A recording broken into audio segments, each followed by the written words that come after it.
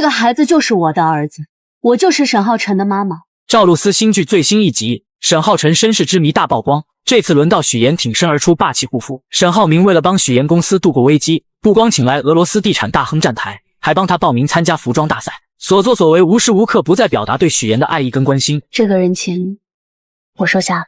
为了拿下这次比赛，重拾严一方声誉，公司上下所有人都将全部精力投入了进去。经过多个日夜的不懈奋战，参赛作品终于圆满完成。可就在许岩等人对这次比赛信心满满之时，乔林却收到了比赛举办方传来的坏消息：我们在青蓝杯的比赛资格被取消了。作为公司最后翻身的希望也破灭，许岩等人来到主办方寻求说法，而对方给出的理由也很简单，他们不会让一个具有争议的品牌参加比赛来增加他们的风险。不管网上所说的价格虚高以及用料问题是不是真的，他们没有义务也没有责任去帮忙查清事实或者洗脱这个嫌疑。主办方的态度让许岩等人十分生气，可参赛资格已经被取消，在这里发脾气也于事无补，不如想一想该如何另辟蹊径，寻求其他出路。乔林知道许岩不想再去麻烦沈浩明，于是自己便主动把比赛资格被取消的事情发给了他。得知这个消息的沈浩明眼中杀机浮现，霸气侧漏，立刻叫来秘书表示愿意接受曾经多次拒绝的电视台采访。他想利用这次的采访来帮许岩证明，不光能让所有人都知道他跟许岩的关系没有问题，还能告诉某些人许岩有自己罩着，想要动他就得先过自己这关。而之前跟许岩是竞争关系的孙思维也在现场有意为难，问了很多不该问的问题，不过都被沈浩明给一一化解。看到这么多人都要对付自己的妻子，这让沈浩明十分的苦闷。对于正在创业的妻子，沈总有什么建议？他不需要我任何的建议。在这个快节奏的时代里，我爱人依然选择了一个工艺复杂的手工面料。他知道这条路会非常艰难，但他依然带着他的团队走到村寨里面，把刺绣的手工实现了生产化。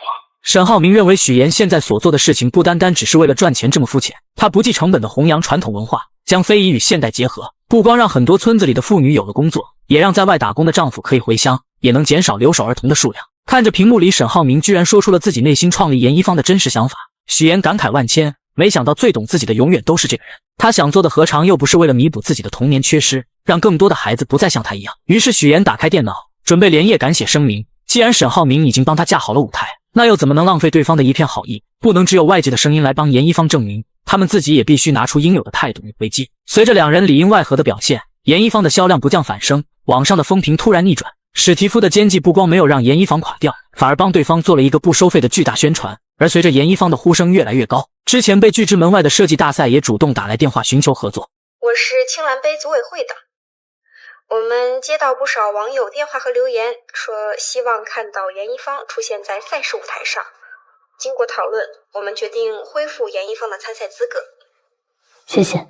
重新获得了参赛资格，许岩夜以继日地不断完善着参赛方案。他知道必须拿下8强席位才能有属于自己的独立展厅，严一方想要获得属于自己的独特技艺，就必须获得独立展厅的机会。与此同时，已经叛变的律师韩卫平从方磊处得知了沈浩辰居然是沈浩明儿子的消息。那孩子不会沈浩明的吧？沈浩明跟方瑜在英国留学期间确实生过个孩子。这件事情如果曝光的话，砰！哎，看到了这个吗？未婚生子啊！婚日要变成8号孕检日了，谁懂离婚夫妻醉酒醒来后，这一秒回神超同步的虎躯一震。我还是第一次见到醒了之后男主撩被子检查的剧，许我耀眼你到底还能有多颠？不会有人知道我在这儿，反正妹夫醒了。他怎么会在这儿？你怎么会在这儿？我也在呢。帮了无数忙的沈浩明在庆功宴上被许岩晾到一边，这让他心里极度不平衡的向姐夫吐槽起了两人。聊工作这么嗨吗？于一鸣心虚的看了一眼那边，然后本着人道主义的态度安慰他说，可能是因为后面的工作聊得很顺利。可才刚说完，那边的两人动作已经升级到了肢体语言，这就有点那个什么了。这就过分。看到沈浩明已经开始磨刀，他赶紧出手制止对方，让其冷静。妹夫，控制，冷静，别出动。于一鸣说着自己来帮他想办法，于是赶紧给女友乔林使了一个只能牺牲你的眼神。乔林看了看那边，又看了看这边，秒懂得端着酒杯起身去找小亮总敬酒了。亮总，来，我来敬你一杯来。哎呀，谢谢你一直跟我们合作，还帮了这么多的忙，谢谢你。看到情敌被成功引开，沈浩明开心的举起酒杯就要跟许岩碰一个，可没想到半路又被其他人给截胡了。商场免单的事儿，还算数吗？还算数了。算。谢谢沈总，那我们随时去啊。沈浩明都快哭了，他不过是想跟自己领了证的媳妇干一杯，怎么就这么困难，像在大庭广众偷情一般？可还没等他一弄完，就看见乔林那边似乎也起火了，然后他又本着人道主义的精神好心提醒起了姐夫于一鸣。小亮挺能聊的。看到乔林被小亮总给逗笑的花枝招展，于一鸣还嘴硬说他们乔林就是这样大方开朗，跟谁都聊得来。可才刚说完，看见两人也发生了肢体接触，这谁能忍？这个小亮确实不是个东西啊，控制不了的去他。所谓卧龙3步之内必有凤雏，此话果然不假。这两难兄难弟命运还真是出奇的相似。眼见周围没有人能再打扰到自己，许岩笑着举杯向沈浩明晃了晃，意思现在可以干杯了。可沈浩明刚准备起身，许岩就又被人给拦了下来。这一次沈浩明依旧耐心的等待两人聊完，可才刚起身，又有人出现坏了他的好事。这次沈浩明真的有些生气了。小亮总看出了这些细节，于是故意让大家一起去玩游戏，并且还故意让许岩来开头。原本许岩是不想跟他们一起去玩游戏，可架不住所有同事的劝说，好心的许岩为了跟同事们打成一片，只能答应去玩游戏。但这也让沈浩明爆发了。那我先走了。听到他的话，许岩明显愣了一下，就这点时间都不能体谅自己吗？看来经过这么久的时间，他还是没有一丁点的改变，还是那个自以为是、骄傲自满的沈浩明。许岩看了看他，再看了看同事，然后果断地选择了自己的事业。如果你有急事的话，可以先走。我是想说，谢谢你，谢谢你能来，我干了。看到许岩把自己当作客人一样的下了委婉的逐客令，沈浩明也赌气似的将杯子里的酒一饮而尽，然后便迅速地离开了这里。飞镖我很会玩的。于一鸣不愧是贴心好姐夫，看到妹夫一个人负气离开，不忍心的跟了过去陪着他买醉。许岩看到于一鸣追了出去，担忧的心也稍微好了一点，可沈浩明就没这么好过了。我使出我所有的一切，用尽我所有的办法去追他，他不回头。姐夫，我以后不会再理他了。不理，绝对不理。看上去沈浩明这次的确是被许岩给弄伤了心，一边喝酒一边拿着手机说自己绝对不会再主动联系对方，要是再这么做，他就不姓沈。可才刚过了3秒钟，他就真的不姓沈了，而是改名许沈浩明。妍妍接电话，有希望。妍妍接电话，你赶紧给我下来！你不是说再也不打了吗？还是爱我的，对不对，妍妍？妍妍，沈字被摘了啊！我不要沈字，妍妍，我爱你。接我电话！你听到有人在叫我啊？谁呀？是搞事情了。看到许岩跟别的男人打得火热，沈浩明差点连盘子都切碎了。这个场景，好命哥，你是否似曾相识？让我闺蜜吃草的那一刻历历在目。事关严一房翻身仗的服装大赛即将开幕，为了争夺8强席位，许岩等人不敢有丝毫懈怠。现场走秀，大到人员位置，小到灯光设施，所有的一切许岩都亲力亲为。眼见严一方即将杀出重围，可在决赛前一晚还在现场测试的许岩始终感觉哪里有些不对。不仅也没有问题，音乐也没有问题，节奏也是对的。那为什么会？所以为什么还是不能打动你？沈浩明及时出现，说出了许岩心里的疑惑。灯光、舞台、音乐、模特、服装都没有问题，而恰恰因为什么都没有问题才是最大的问题。太过普通，太过平凡，不能一秒吸睛抓住眼球，更别提让评委印象深刻，非你不可。你说的不够打动人。你还记不记得你做严一方的时候，最感动你的是什么？许岩表示，严一方的初衷就是通过弘扬少数民族的传统服饰来让更多的人知道他们的文化和信仰，而每一个彝族女孩出嫁前，阿妈为她们一针一线缝制的嫁衣更是充满了长辈对子女的爱意。于是沈浩明建议能把这最朴实无华的情感放在技术已经达到巅峰的总决赛舞台上，这样或许能够脱颖而出。姥姥把手艺传给妈妈，妈妈再传给女儿，是传承，也是孕育，是一条一条血脉的纽带，连接了手艺和人。沈浩明的提醒让许岩瞬间便想到了从小将自己带大的姥姥，于是他心里对于应该在总决赛的舞台上展示何种打动人心的想法已经有了思绪。喂姐，你到家了吗？能不能召集大家一起去公司开个会？我有个方案要调整一下。好。辛苦了。随着严一方在总决赛舞台上的大放异彩，公司的口碑逆转以及商业价值都史无前例的超过预期，随后更是一举拿下最具商业价值这个含金量极高的奖项。在公司的庆功宴上，许岩对所有人都表示了感谢，并且还表示要特别感谢一个人。还有一个，我想要第一个感谢一个人。我想谢谢他在我们严一方最低谷的时候给我们底气。就在大家都以为许岩说的人是沈浩明，而沈浩明又准备站起来领奖时，戏剧性的一幕出现了。谢谢你，蒋亮总。严一方第一个投资人，谢谢你，亮总。我宣布，远航继续投资，投资金翻倍。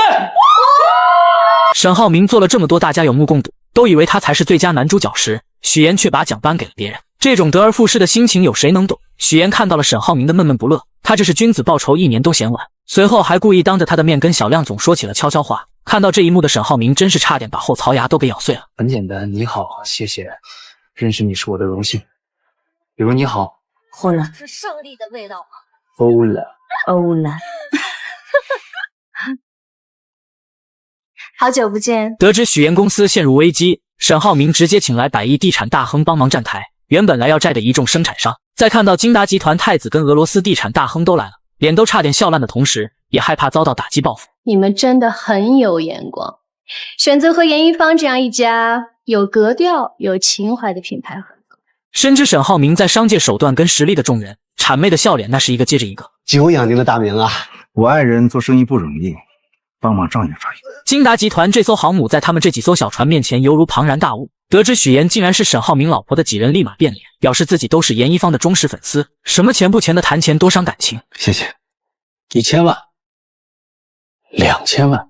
史蒂夫为了让许岩曝光跟沈浩明离婚的事情，威逼利诱都不能让他有丝毫的松动，于是便煽动财务总监离职，企图让严一方彻底瘫痪。许岩知道公司大大小小的账目都是经这个人的手，要是他突然离开，对于公司来讲完全是雪上加霜，于是便提出了给他涨工资。可对方作为财务总监早就摸清了严一方现在不过垂死挣扎，眼见对方下定决心，许岩也只能撕破脸说那就按照劳务合同办事。财务岗位属于特殊岗位，如果要离职的话，必须提前1个月告知，做好工作交接。你随时都可以走人。看到许岩拿出合同说事，财务总监开始胡搅蛮缠起来，说自己宁愿赔钱也要马上离职。两人的争吵被前来给许岩赔礼道歉的乔林前男友林涛给听见了，没想到之前一直以为是跑龙套的林涛，居然成为了救世主。说好的爽文大女主怎么又变成了群像剧？你不用管我是谁，你作为财务，必须完成重要的交接工作才能离职。当甩手掌柜，涉嫌违反财务纪律和会计制度，违法的，这你不会不清楚吧？财务看到一个死跑龙套的居然给自己强行加戏，便说自己敢教他敢接吗？那这对于银行出身的林涛不是上杆子恰恰好吗？本科财务专业，硕士金融专业，有会计证，惹到我算你踢到钢板上了。咱们现在就对。化解了史蒂夫的又一次阴招，还帮助公司重新建立了高效的财务体系。在他的帮助下，多笔烂账被核算更新，并且还从中发现了之前这个财务总监有涉嫌做假账的嫌疑。想到之前林涛妈宝男乔林的模样，我承认我之前对你说话大声了，可他的出现真的是巧合吗？要是沈浩明故意安排进来救场的那还好，可看着他在远处观望乔林跟于一鸣亲热模样，那可怕的眼神，感觉事情远远没有这么简单。严一方的造假风波让几位提供材料跟制造成品的工厂老板如坐针毡，纷纷联合起来跑到许岩公司要账，还趁火打劫说要将他们的利润提高1成。你啊，把真金白银开出来，这事儿啊算完了。没问题。看到他们落井下石的模样，许岩也不惯着说剩下的钱可以马上结清，但结清之后严一方之后便不会再跟他们合作。许岩的强势让几人始料未及，而就在这时沈浩明也带着巴莱金夫人及时赶到救场，这才有了开头几位工厂老板谄媚的模样。我相信你能熬过一时的黑暗，看到彩虹。在燕博山庄那次，我就看到了你对这份事业的热忱，所有这些困难都不会打掉你的。这是我这段时间听到最有力量、最能安慰到我的话。巴莱金夫人的话让许岩感受到了温暖，而沈浩明的及时救场才是让他感觉不是孤军奋战的曙光。而随后沈浩明更是提出了解决严一方目前困境的根本办法。青蓝杯服装设计大赛比赛已经截止报名了，我已经帮你报好名了。赵露思与陈伟霆携手主演的新剧《许我耀眼》刚开播便冲上热搜，女孩许妍怀揣着对青年才俊沈浩明的倾慕与爱意，一心想要与他携手步入婚姻的殿堂。当第一次与沈浩明的父母见面这个重要时刻，许妍竟做出了一个大胆且惊险的决定，请来2个人假扮自己的父母。谢谢叔叔阿姨愿意把妍妍嫁给我，能够娶到她是我的幸运。他精心策划着每一个细节，试图用这虚假的表象蒙混过关。见面现场气氛看似融洽，实则暗流涌动。沈浩明的父母本就心思细腻，在交谈过程中，逐渐对许岩父母的身份产生了怀疑。他们不经意间聊起许岩父亲所在大学的事情，试图从这细微之处寻找破绽。许岩察觉到危机，内心虽紧张不已，但表面仍强装镇定。他提前给那2位假扮的父母做了大量功课，不仅带他们熟悉学校的位置，还让他们了解周边饭店的情况。面对沈浩明母亲对父亲身份的追问，许岩灵机一动，称父亲是研究人员，因工作性质特殊，相关信息难以查到。为了进一步坐实父亲是外国大学教师的身份，他甚至让假扮者模仿真正大学教师的签名，并在沈浩明父母面前成功签下了一模一样的名字。一番操作下来，众人一律赞消，打算前往院子继续商讨婚礼事宜。然而就在沈浩明的母亲和许岩单独走在路上时，局势急转直下。母亲面色凝重，直接说出了一个惊人的消息：他们是你的亲生父母吗？感觉你跟父母之间不太熟。原来在吃饭时，他就发现了一个关键细节：母亲给许岩家的鸡蛋，许岩一口未动。他深知若是亲生父母，不可能不清楚女儿的喜好。就在那一刻，他对许岩父母的真实身份起了疑心。许岩听闻心中一惊，但很快又镇定下来，无奈之下只能编造另一番说辞。他声泪俱下地诉说自己的身世，称父母从小便离开他去了外国，自己一直跟着姥姥长大，基本没见过父母，也未曾感受到家人的关爱。这一次若不是因为结婚，父母根本不会回来。他表示自己是为了给对方留下好印象，才故意营造出家庭和谐的假象。沈浩明的母亲听后感同身受，她想起自己曾在沈浩明小时候出国打工，深知缺少家人陪伴的痛苦。就在这时，保姆前来有事相告，母亲安慰了许岩几句后便离开了。一波未平，一波又起，许岩刚松一口气，便接到了欢欢的电话。原来他从策划转变为活动主持人的申请又一次被驳回了。这对一直努力想要在事业上有所突破的许岩来说，无疑是一个沉重的打击。一切只是刚刚开始，这件事情还没有这么快下定论。到了晚上，许岩带着那2位父母来到酒店，他神色疲惫却仍强打精神，对他们说只要完成婚礼，任务就算完成。安排好父母后，许岩独自走进电梯，狭小的空间里，他终于卸下了伪装。用谎言构建的人生，我拼尽全力将它筑为堡垒，可是在沙滩上，又怎么会有城堡？第二天，许岩如往常一样来到演播现场，他试图将昨晚的烦恼抛诸脑后，全身心投入到工作中。然而现实却并未如他所愿。主持人孙思维姗姗来迟，一见到身为策划的许岩，便摆出一副咄咄逼人的架势。他认为许岩只会在背后搞小动作，对许岩的工作能力百般质疑。他吐槽台词极度不通顺，抱怨请来的嘉宾一次比一次差，甚至对许岩提出的建议也充满敌意，觉得那是在挑战他的权威。你有没精力，还不如花心思怎么讨好我。这节目我说了算，我一句话就能滚蛋。许岩站在一旁，默默忍受着这一切。他心中委屈，却又无处诉说。在这个充满竞争与压力的职场环境中，他努力想要证明自己，却总是遭遇各种阻碍。而感情方面，他用谎言编织的爱情之网，也不知何时会突然破裂。赵露思新剧刚一开播，便让人知道了什么才是职场的霸凌。许岩这位怀揣着梦想与热情的职场人，在公司的舞台上奋力拼搏。他答应来了。夏梦老师很有兴趣，说要看一下整个时间的。那就是没有谈好了。然只因他未能请到公司心心念念想要邀请的人物，公司便立刻翻脸不认人，以他的节目收视率持续走低为借口，毫不留情地发出威胁，若是下次收视率继续下滑，便准备将他辞退。这突如其来的打击狠狠地砸在许岩的心上。许岩虽满心疲惫与委屈回到家中，但他并未选择沉沦，于是他强打起精神，准备继续投入到工作中。就在这时，男友沈浩明的出现，如同一束光照进了他略显灰暗的世界。沈浩明竟直接拿出了公司想要邀请的三木老师的联系方式，这无疑是一个巨大的惊喜。你怎么会知道我的工作安排？因为在你那边有我的信任。然而许岩敏锐地意识到情况有些不对劲，她立刻试图转移话题，问起男友对昨天自己父母的印象如何。可沈浩明却显得有些漫不经心，他觉得这与自己无关，在他心中，爱的人只有眼前的许岩。在这美好的夜晚，二人深情拥吻，仿佛外界的一切纷扰都与他们无关。但他们之间的故事还得从半年前说起。那时身为策划的许岩，为了能邀请更多的人参与自己的节目，可谓是绞尽脑汁，而沈浩明便是他目标名单中的一员。为了能见到心心念念的沈浩明，许岩付出了多日的不懈努力，终于他以想要成为学徒的身份，获得了与沈浩明见面的机会。初次见面，许岩便被安排了一个任务，修剪面前的龙舌兰。这对于许岩来说，既是一个挑战，也是一个展现自己的机会。他不仅将龙舌兰的各种专业知识娓娓道来，还自信满满地说出自己修剪的方向是让龙舌兰按照自己的意愿生长。这一番独特的言论瞬间引起了沈浩明的注意。沈浩明不知不觉来到了许妍面前，静静聆听她的谈论。许妍越说越投入，眼神中闪烁着对职务和工作的热爱。她的每一句话都仿佛带着魔力，让沈浩明对这个女孩产生了浓厚的兴趣。这时沈浩明话锋一转，提到了许妍的工作。明天来上班吧。不过你来我这儿，那你的工作怎么办，许小姐？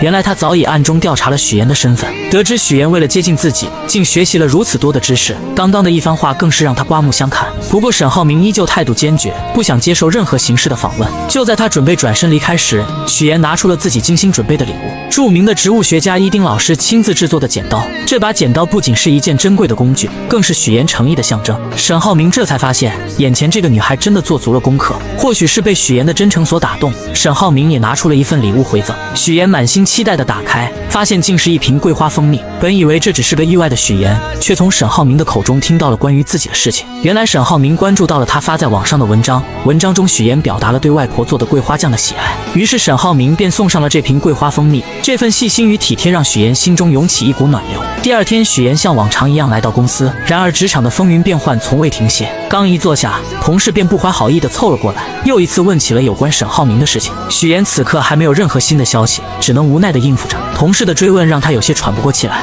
好在同事离开后不久，许妍接到了沈浩明的消息，让他来金达集团找他。这消息让许妍的心情瞬间明亮起来，她精心打扮了一番，怀着期待的心情前往金达集团。然而命运似乎总爱开玩笑，当许妍终于见到日思夜想的沈浩明时，意外却突然降临。由于连日的劳累加上感冒，她的身体早已不堪重负。刚一见到沈浩明，一阵眩晕感便袭来，她眼前一黑，竟直接晕倒在了沈浩明的身上。身为一名普通打工者的许妍来到了沈浩明所在的公司，然而刚刚见到沈浩明的时候，许妍便因连日的劳累与身体的不适，直接晕倒过去。当许妍在医院缓缓睁开双眼，映入眼帘的是沈浩明那略显疲惫却满是关切的脸庞。原来是沈浩明亲自将他送到了医院，生怕许妍有个三长两短。此刻看着正在处理消息的沈浩明，许妍心中满是感动，她轻声说道，想让沈浩明先去忙自己的事情，不必一直守在他身边。是我把你叫出来的，我当然要负责到底了。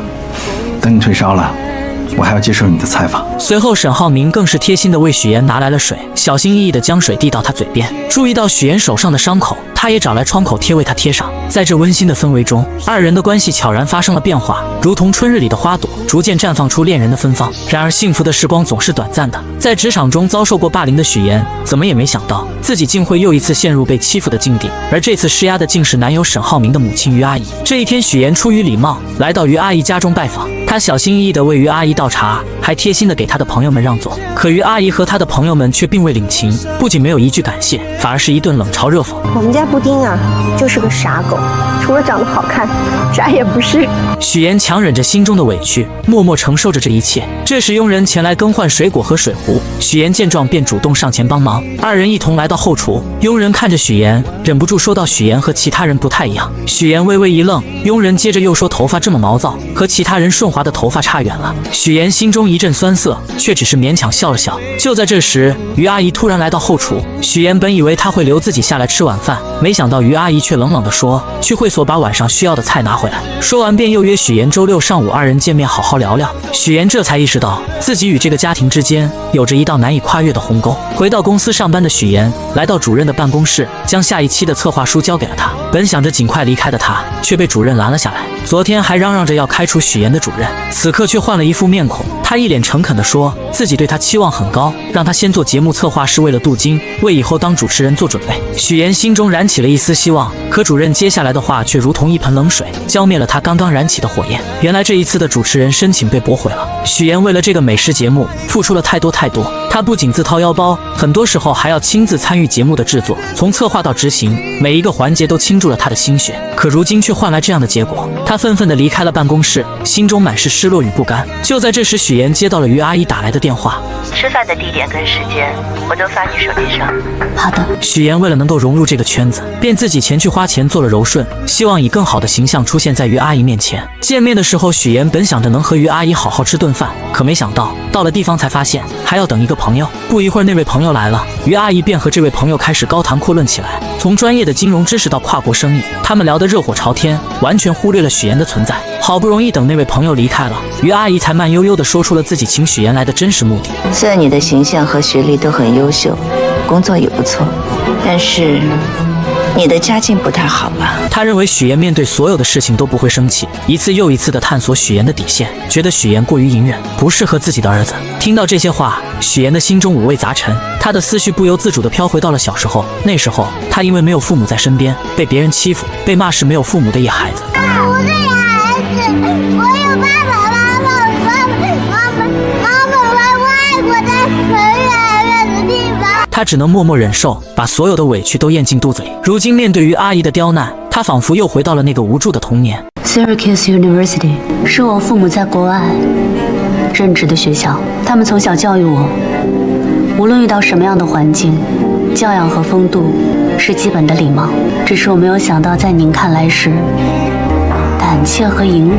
冷静下来的许岩将近期遭遇的种种不愉快一股脑地归结到了于阿姨身上。在他心中，自己好不容易才寻得那个真正倾心的人，这份爱情他绝不可能因为于阿姨的刁难与阻挠就轻易选择放弃。时光悄然流转，在许岩的努力下，半年后的今天，事情已然发展到两家准备步入婚姻殿堂的地步。第二天的公司会议上，气氛凝重而热烈。公司老总沈府郑重地提出了新区的建设计划。更令人振奋的是，目前已经得到了最大公司世丰的资助意向。会议上，众人纷纷表达对这次合作的看好，认为这是一次难得的发展机遇。然而沈浩明却始终一言不发，眉头紧锁。会议结束后，沈浩明被父亲叫到了办公室，这时他才缓缓道出自己的顾虑。原来世丰新上任的郑董事长在处理事故时总是尽力掩盖真相，这种做法让沈浩明心生疑虑。而且郑董事长是空降而来，在公司内部根基尚浅，没有自己可以完全信任的人。更让他担忧的是，郑董事长带来的3个人都存在明显的缺陷。基于这些原因，沈浩明认为世丰公司内部必定暗藏矛盾，随时可能爆发。沈父听后沉思片刻，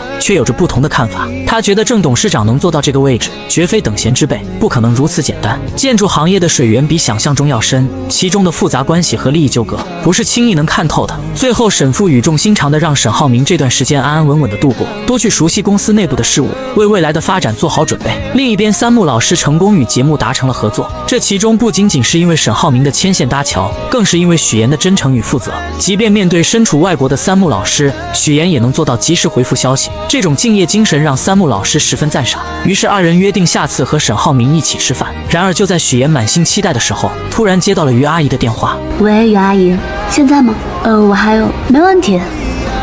你把地址发给我。电话那头于阿姨的声音不紧不慢，让许岩前往售楼处。许岩心中虽有疑惑，但还是匆匆赶了过去。当他到达售楼处时，才发现原来是于阿姨来为他们挑选结婚用的房子。许岩心中一紧，他知道于阿姨又准备开始测试他了。于阿姨看着许岩，嘴角微微上扬，带着一丝不易察觉的挑衅，让身为建筑世家出身的许岩给出选房建议。许岩强装镇定，装作仔细查看房子的样子，心里却早就乱成麻绳了。他深知自己的每一个建议都可能被于阿姨挑出毛病，成为攻击自己的把柄。就在事情即将被揭露，许岩感到无比窘迫的时候，沈浩明如同一束温暖的光出现在了他的身边。沈浩明轻轻握住许岩的手，给他一个安心的眼神，然后巧妙地化解了这场尴尬。如果没什么事，我跟我女朋友约会去了啊。随后二人来到沈浩明的职务室内，这里绿意盎然，沈浩明亲自为许岩做套口。在温馨的氛围中，他向许岩说起自己喜欢龙舌兰的原因。在他眼中，龙舌兰有着顽强的生命力，他积蓄力量，一生只爆发一次，这种美好让他深深着迷。说着，沈浩明拿出了自己精心准备的手表送给许岩。他提到许岩为了争取成为主持人，付出了无数的努力，而此时的主持人却经常去自己妈妈那里告状，试图阻止许岩的发展。许岩听着沈浩明的话，心中五味杂陈，既有对未来的憧憬，也有对眼前困难的担忧。但在这短暂的时光里，二人在职务室内享受着这份宁静与美好。第二天，许岩带着一条奢侈品的围巾，满心欢喜地前去送给婆婆于阿姨。他以为这份精心挑选的礼物能够得到于阿姨的认可，拉近彼此的距离。然而现实却再次给了他沉重的一击。于阿姨看着围巾，脸上没有一丝喜悦。虽然围巾的品质很好，但款式却根本不符合她的喜好。许岩看着于阿姨冷漠的表情，心中一阵失落。他这才深刻地意识到，要真正融入这个圈子，成为其中一员，是何等的艰难。为了能尽快融入那个看似光鲜却难以接近的富婆圈子，许妍绞尽脑汁，最终把目光投向了家中的女佣。她觉得从女佣这里或许能打开一条融入圈子的捷径。许妍拉着女佣一同前往超市，在超市的货架间穿梭时，女佣像是打开了话匣子，不经意间说起曾经沈浩明也带过一个女朋友回家，可那个女孩在于阿姨的小圈子里并不讨喜，各种表现都没能入于阿姨的眼，最终被于阿姨毫不留情地否决了。许妍听着瞬间明白过来，于阿姨他们根本就没有真正接受自己，之前的种种不过是表面的敷衍，但她没有气馁，反而暗暗下定决心要主动出击，想尽办法融入这个圈子。第二天，许妍精心打扮后，和于阿姨等人来到了网球场。其实她对网球一窍不通，但为了能融入这个圈子，她还是硬着头皮来了。看着于阿姨他们在球场上挥洒自如，许妍只能在旁边干着急。不过她很会察言观色，在于阿姨他们休息的时候，主动跑过去帮他们捡起散落在地上的网球。这时于阿姨看着许妍，开口说起许妍家中的事情，语气中带着一丝审视。都是知识分子，在国外很多年了。他父亲在雪城大学当教授，但似乎也认可许妍家庭条件符合自己的要求。于阿姨的朋友在一旁观察着许妍捡球的举动，眼中闪过一丝赞赏，觉得许妍是个有修养的人，各方面都很符合他们的眼光。然而就在气氛逐渐融洽的时候，一群朋友前来寒暄，各种奉承的话不绝于耳。大家沉浸在这虚假的热闹中，脸上都挂着虚伪的笑容。突然曲总的出现打破了这场闹剧，众人像是被施了魔法一般，目光瞬间都落在了曲总身上，然后匆匆围了上去，如同众星捧月一般。许妍站在一旁静静观察着这一切，她从美玲姐口中了解到，原来曲总是南山资本老总的妻子，众人这么追捧她，无非是希望能够从她那里获得更多的资源。许妍心中一动，她知道如果能和曲总搭上关系，自己在这个圈子里的地位必定会逐渐上升。经过一番打听后，许妍得知曲总喜欢昆曲，而且还要举办昆曲大赛，这无疑是一个绝佳的机会。许妍立刻来到舞房寻找曲总的身影，终于在舞蹈房中，她看到了正在练习昆曲的曲总。此时的曲总正被水袖花困扰，一次次地尝试，却始终没办法学会。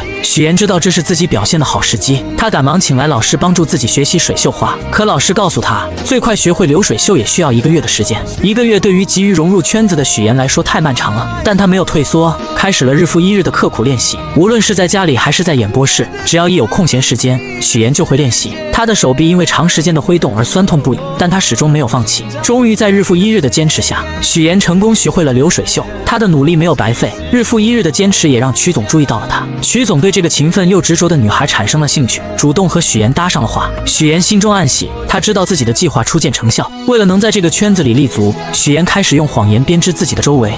真好，谢谢。我听老师说你才开始学啊？我是小时候就喜欢，小时候就觉得好看，长大了才品出了其中的韵味，才来专门学一学。这时曲总说起自己发起了一场昆曲大赛，并邀请许妍也来参加。在舞蹈房中，许妍和曲总开始相互练习流水袖。许妍看着曲总认真的模样，心中暗自得意，觉得自己的计划已经成功了一半。然而就在这时，曲总接了一通电话，原来是他儿子关于入学来英国寄学校的事情。电话那头的声音让曲总的脸色变得有些凝重。等电话结束后，许妍为了进一步拉近和曲总的关系，说起了自己是节目主持人的事情。我们打算邀请一些各行各业有影响力的女性来参与。抱歉，我还有别的事儿，先走了。可他没想到，这句话却让曲总的脸色瞬间冷了下来，两人之间的气氛变得有些尴尬，最终不欢而别。但许妍并没有因此而放弃，她思来想去，竟然直接找到了美玲姐。她向美玲姐说起曲总会参加自己的节目，还描绘了一幅如果节目能请来更多人，将会多么精彩的蓝图。她希望美玲姐能够利用自己的人脉，帮助自己请来更多的人，让节目更加火爆，也让自己在这个富婆圈子里站稳脚跟。在复杂的人际关系网中，许妍深刻领悟到一个道理，只有拥有一定的资源，才能让他人真正重视自己。凭借着曲总的名声，许妍成功吸引了主任的重点关注，主任对许妍的能力和潜力有了新的认识，这为许妍后续的计划提供了有力支持。许妍敏锐地察觉到节目转型的契机，她决定改变节目的方向，从原本邀请明星参与，转变为邀请各行各业有影响力的人。她认为这样的转变不仅能提升节目的深度和内涵，还能为自己积累更广泛的人脉资源。就在这个关键时刻，许妍鼓起勇气提出了自己的请求。我转主持人的申请，麻烦您再提交一次。我给你这个机会，放手做去吧。为了确保计划顺利实施，许妍早早的来到舞蹈房等待曲总。他深知曲总一开始并不想参加节目，但他早有准备。当他拿出精心准备的嘉宾名单时，曲总才恍然大悟，原来许妍举办的这次节目是专门为他量身打造的。名单中不仅有莱茵国际学校的校董，还有其他各行各业的精英人士。许妍心里清楚，对于这些富婆来说，结识有影响力的人并不难，但通过节目自然而然的成为朋友，建立起深厚的情谊，才是对他们百利而无一害的事情。许妍趁热打铁，进一步阐述自己的计划。他表示会为曲总准备专门的昆曲展示节目，借助节目的影响力，将昆曲这一传统文化艺术更好的宣传出去。同时，他还主动提出可以亲自为曲总主持这次昆曲节目，展现自己的专业能力和诚意。这一系列精心设计的条件，终于打动了曲总。曲总权衡利弊后，决定参加这次活动。活动当天，现场气氛热烈非凡。许妍凭借出色的主持能力，将整个活动流程安排得井井有条。节目大获成功，不仅赢得了观众的阵阵掌声，也让许妍在富婆圈中声名鹊起。从此，许妍凭借主持人的身份，拥有了邀请这些富婆上电视的权利。她巧妙地利用这个机会，帮助富婆们促进彼此之间的关系，为他们牵线搭桥，谈成合作。渐渐的，众人对许妍举办的这次活动产生了浓厚的兴趣。许妍更是看准时机，以于阿姨的身份邀请其他2位客人前去节目做客。下一期的家宴节目，曲总还是会去的。不知道马阿姨、孟阿姨有没有时间？于阿姨说了，特意为2位留了名额。得到这个好消息的朋友们兴奋不已，立刻回去着手准备相关事宜。等到众人走后，于阿姨才意味深长地说起将人情推在自己身上的事情。她心里明白许妍这丫头不简单，开始对这个原本并不起眼的姑娘产生了浓厚的兴趣。节目的爆火给许妍带来了意想不到的收获，她不仅成功成为了主持人，还吸引了众多赞助商的目光。之前的赞助费用与现在相比，简直不可同日而语。然而就在许妍信心满满地前往化妆间时，之前的主持人找上门来。这位主持人认为许妍抢走了自己主持人的位置，心中充满了怨恨。他怒火中烧，对着许妍就开始攻击，声称许妍是靠着富2代男朋友才走到今天的地位。面对这些无端的指责和闲言碎语，许妍根本不想争论，他深知无需过多解释，于是他匆匆离开了化妆间。他刚进来的时候，我明明记得说他家里只有一个老婆。什么时候父母在国外了，还成高知家庭了？回到演播室后，许妍迅速处理好所有的事情，她调整好自己的状态，准备回家好好休息一下。然而当她路过电视时，意外地看见电视上正在播放新闻主持人的画面。从小就被新闻主持人吸引的她，在这一刻仿佛回到了童年，心中涌起一股熟悉而又温暖的感觉。她呆呆地站在电视前，眼神中透露出对新闻主持行业的向往和憧憬。直到男友前来打断她的思绪，准备带她回家，她才缓缓回过神来。第二天，在家中的众人一起看着电视中播出的新闻，原本大家都沉浸在新闻内容中，突然电视中的一个人引起了许妍的注意。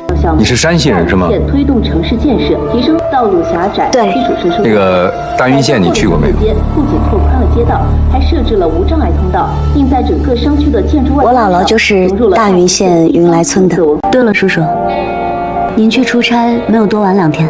没有，我就是过去捡了个彩，来去匆匆嘛。许妍正沉浸在电视节目中，眼神漫不经心地扫过屏幕，突然一个熟悉的身影映入眼帘，父亲出现在了电视画面里。那一刻，紧张感瞬间从他内心深处传来，心脏不受控制的剧烈跳动。他心里清楚自己一直隐藏的秘密，极有可能在这一刻被无情揭穿。与此同时，在遥远的山西，许妍的真父母正经营着一家小小的理发店。此时，父亲正一边熟练地为顾客烫着头发，一边和顾客闲聊。他脸上带着几分感慨，说起家中的情况。小女儿不在身边，平日里连个消息都很少，还是大女儿贴心，一直留在自己身边陪着。而且大女儿也快结婚了，女婿在银行工作，有着一份体面的职业。然而他们不知道的是，此时他们口中的大女儿乔琳正在经历一场噩梦。乔琳遭受了别人的咸猪手，在愤怒和反抗之下，一番激烈的闹腾后，她和对方一同进了局子，直到男友匆匆赶来，才将乔琳从局子里接了出来。男友的父母得知此事后，顿时火冒三丈，他们觉得儿媳给自己丢了脸，在亲戚朋友面前抬不起头来。儿子见状，赶紧拿出了这次准备婚礼的各项费用清单，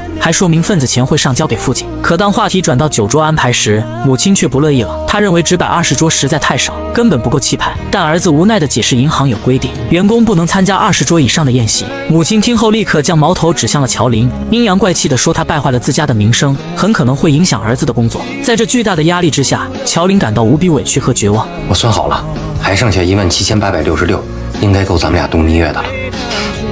你自己度去吧，回到自己家中，乔林思来想去，决定联系上妹妹许妍。为了不让爸妈怀疑自己悔婚离开家中的事情，他编造了一个理由，打算以单位组织学习的名号去荆州出差。他心想，这样既能离开那个让他压抑的家，又能和妹妹见面，或许还能从妹妹那里得到一些安慰和支持。果然，第一次来到荆州的乔林看着眼前繁华的公司大楼，心中充满了期待。他本想着给妹妹许妍一个惊喜，于是没有提前告知就来到了许妍工作的地方。然而万万没想到，当许妍看到突然出现的姐姐时，脸上并没有惊喜，反而是一脸的惶恐。许妍心里清楚，自己一直隐藏的身份就像一层薄纱，随时可能被姐姐的出现捅破。她担心一旦身份暴露，自己现在拥有的一切都会化为泡影。于是二人决定先前往许妍家中休息一下。然而就在这个时候，沈浩明突然前来。沈浩明是许妍身边的富二代，他的出现让许妍更加紧张。为了不暴露自己的身份，许妍急中生智：“这位是……我是表姐，她来找我。”他让沈浩明暂时离开，然后带着所谓的表姐乔林先找个酒店住下。来到酒店后，乔林越想越生气，他觉得许妍自从搭上了富二代，就忘记了自己家人的身份，变得如此陌生和冷漠。他忍不住对着许妍发起了脾气，指责她忘本。而许妍始终认为自己和爸妈没有任何关系，在他心里，那个家给他带来的只有痛苦和伤害。他冷冷地看着姐姐，随后便准备离开。在离开的时候，他还特意强调自己不姓乔，而是姓许，仿佛这样就能彻底和那个家划清界限。我姓许。许妍。然而看着姐姐独自一人在这个陌生的大城市里，他还是有些担心。犹豫再三，他选择了转账1万给乔林，希望姐姐能在这个城市里过得稍微好一些。回家的路上，许妍的思绪飘回到了小时候，那时候的她瘦小又怯弱，经常被一群孩子欺负。就在她感到绝望的时候，是乔林挺身而出，像一位勇敢的骑士一样保护着她。那一刻，乔林的身影在许妍心中无比高大，也让她第一次感受到了亲情的温暖。而此时在另一个地方，外婆正在和许妍的父母激烈的争吵着。原来许妍的父母为了能够生下一个男孩，结果把自己的身子弄坏了。更不幸的是，出生的许妍也因此患上了先天性心脏病。此次父母二人前来，是为了让许妍回去上小学。小小的许妍回到家中后，表现得异常懂事。咱们洗澡睡觉啊，走，妈带你洗澡去。妈妈，我会洗澡。成，咱们明天自个儿洗。那这样，把脏衣服脱下来，妈妈给你洗，好吗？妈妈，我会洗衣服。母亲如往常一样出门买菜，然而在离开的时候，她竟忘记关上煤气。这个小小的疏忽即将引发一场巨大的灾难。家中的2个女儿乔林和许妍还沉浸在自己的世界里，丝毫没有察觉到危险正悄然逼近。煤气的味道在空气中无声无息地弥漫开来。等到父亲回到家中，刚一打开门，一股刺鼻的气味便扑面而来。他瞬间意识到不对劲，他来不及多想，迅速冲进厨房关上煤气，然后手忙脚乱地打开窗户。此时他看到了昏迷在沙发上的大女儿乔林，没有丝毫犹豫，他一把抱起乔林就往屋外跑去。而就在他慌乱地安置好乔林，也就在这个时候，母亲买菜回来了。母亲这才如梦初醒，惊恐地意识到房间里还有一个小女儿许妍。然而区别对待的阴影并未就此消散。在医院里，父母的所有注意力都集中在乔林身上，他们围在乔林的病床前，眼神中满是担忧和关切，轻声细语地询问着她的状况，仿佛乔林是他们的全部。而许妍就躺在旁边的病床上，无人问津。她的生日，这个对于很多人来说重要的日子，父母也能轻易忘记。许妍静静地看着这一切，心中五味杂陈。她第一次如此深刻地意识到，自己在这个家里是如此的格格不入。时光匆匆，许妍步入了高3这个关键的人生阶段。对于很多孩子来说，高考是改变命运的契机，是通往未来的桥梁。然而对于许妍而言，这座桥梁却似乎被无情地截断了。父亲来到老师办公室，与老师商议着不让许妍参加高考的事情。许妍偶然间听到这个消息，她的世界瞬间崩塌。她不顾一切地冲进办公室，眼中满是愤怒和不甘，大声指责父亲的行为。在众人的注视下，父亲和许妍来到楼下。父亲看着情绪激动的女儿，终于说出了原因。原来家里经济拮据，没有足够的钱供养2个大学生上学。在父亲的心中，姐姐乔林应该去上大学，改变家庭的命运，于是只能让许妍留在县城找工作。许妍听着父亲的话，心中的委屈如潮水般翻涌。她终于鼓起勇气，说出了父母偏心的事实。为什么你们从小到大对我这么偏心啊？为什么好的都要人给乔林？我难道不是你们亲生的吗？他声泪俱下地诉说着这些年来自己所遭受的不公平对待，每一个字都饱含着他的痛苦和无奈。然而父亲却依然固执地认为自己只要将女儿抚养长大就已经尽到了责任。他看着女儿倔强的样子，心中的怒火也渐渐升腾起来。在情绪的冲动下，他忍不住扇了许妍一巴掌。这一巴掌狠狠地击在了许妍的心上，也彻底断绝了2人之间的父女情分。许妍哭着一路狂奔，回到了外婆的家中。外婆看到许妍满脸的泪水和红肿的脸颊，心疼不已，紧紧地将她抱住，给了她一个温温暖而安全的港湾。许岩一路回想着以前发生的种种事情，那些被偏爱的瞬间。就在这时，沈浩明的电话打了过来。电话那头，沈浩明的声音带着一丝神秘，邀请许岩来自己的工作室。许岩怀着好奇的心情来到了工作室。工作室里，一株已经有16年的龙舌兰吸引了许岩的目光。沈浩明告诉许岩，他觉得今晚很可能是这株龙舌兰开花的时刻。许岩静静地凝视着这株龙舌兰，心中涌起一股莫名的共鸣。龙舌兰一辈子都在默默地汲取养分，它扎根于土壤，努力生长，就是为了能在最后的时刻开出一朵绚烂的花。这境地让许岩不禁想起了自己的处境，他觉得自己和这株龙舌兰何其相似。此时的许岩又想到，龙舌兰开花是为了将自己花粉散去，遇到另一株龙舌兰，进而孵化出更多的生命。这是一种生命的传递，他们知道这会导致自己生命的消亡，但是为了以后的未来，他们毅然决然地决定献出生命。许岩看着沈浩明，心中涌起一股坚定的力量。他和沈浩明就如同这2株龙舌兰一样，如果他们相爱，那么无论付出什么代价，无论面临多少困难和挑战，他们都会坚定地在一起。仔细想一想，我就是有一点点后悔，后悔下个月才结婚，应该早一点把你娶回来。那个表姐之前没有听你提过，我们的婚礼要不要邀请她？是远房亲戚，本来也不太熟，还是算了吧。让人万万没想到，许岩为了在即将到来的婚礼中隐藏自己的真实身份，竟狠下心将情同手足的姐姐乔琳说成是远房亲戚，还以各种理由认为婚礼不必邀请她前来。此时的远房亲戚正身处一间狭小且简陋的出租屋内，不仅将豪华的酒店给退了，还将许岩给的钱给退了。给个台阶还不下了，臭妹妹，臭许岩，当没你这个妹妹。然而就在乔琳独自在出租屋内时，手机突然收到一条信息，竟是她的前男友发来的。原来前男友这次是因为父母的事情，想要向乔琳道歉，并且请求她能够回到自己身边。可乔琳早已看清了这个渣男的真面目，面对他的请求，只冷冷地在手机上回复了一个滚字。可这渣男并不死心，为了请求乔琳的原谅，他竟来到了那间他们曾经熟悉的理发店。乔琳的父母满心欢喜，还满心期待着能和这位曾经的女婿一起喝酒聊聊天。然而渣男却带来了一个让他们震惊的消息，乔琳已经离开了。我们俩分手了。乔琳的父母得知女儿去了荆州，心里便隐隐觉得女儿此去必然会去找许岩，于是他们心急如焚地拨通了许岩的电话，可电话那头传来的却是挂断的忙音。为了找到大女儿，2位老人没有丝毫犹豫，按照2年前许岩留下的地址，毅然决然地踏上了前往荆州的路途。当他们风尘仆仆地来到那个小区时，许岩正好带着沈浩明一家人出现在了小区里。许岩一眼就看到了不远处的父母，那一刻他的眼神中闪过一丝慌乱。小妍，妍妍。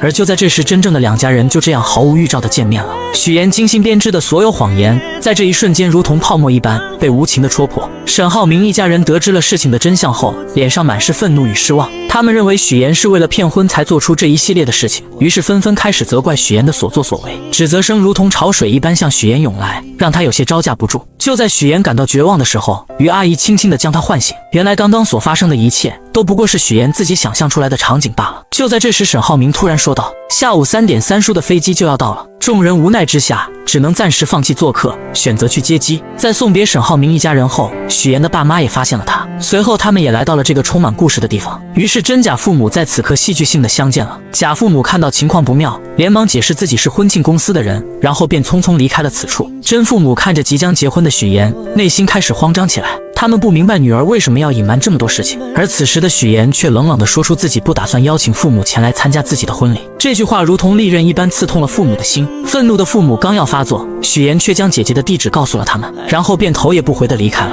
许岩的父母按照地址来到了大女儿乔琳的出租屋内。在寸土寸金的荆州，乔琳只能合租一间小小的房间，生活过得十分拮据。这次她打算在荆州寻找一份属于自己的工作，开启新的生活。在与父母的交谈中，乔琳竟然得知了妹妹许岩竟然打算结婚的消息。为了弄清楚事情的经过，她来到了许岩的家门外。就在家门外，乔琳看到了许岩的假父母，随后从许岩那里得知了一切真相后，乔琳终于明白了妹妹最近做出这些荒唐事情的原因。你说你如果以后跟沈浩明结婚了，你打算怎么办？继续骗他一辈子。原来许岩一直渴望嫁入沈家，为了达到这个目的，他不惜编织一个又一个谎言，甚至伤害到了身边最亲近的人。然而许岩却觉得以后的事情可以以后再慢慢解决。在他看来，为了能够嫁入沈家，自己只能做出这些看似过分的事情。此时的许岩眼中闪烁着一种坚定的光芒，他终于说出了自己内心深处的想法。当他第一次看见沈浩明的时候，仿佛自己的世界才真正出现了光明。沈浩明是他见过唯一一个对他负责的人，在他心中，沈浩明就是那个能带他走出困境、走向幸福的人。为了这份所谓的幸福，他愿意付出一切代价。这场由谎言引发的婚礼风波究竟会如何收场，一切都还是未知数，如同那迷雾中的道路，让人看不清前方的方向。你这胆子也太大了吧？那万一沈家人知道怎么办？你怎么收场呀？你不说就不会有人知道。你还打算继续骗呀？